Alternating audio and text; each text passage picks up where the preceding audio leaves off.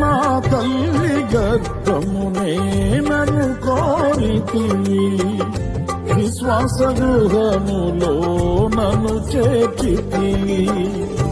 అమృత జలమైన నీ నోటి మాటలతో నిఖిల జగతికి నన్ను పంపినావు.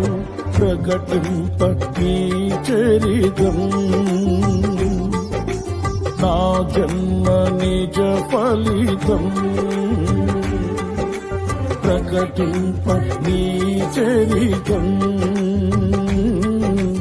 నా జన్మ నిజ ఫలితం.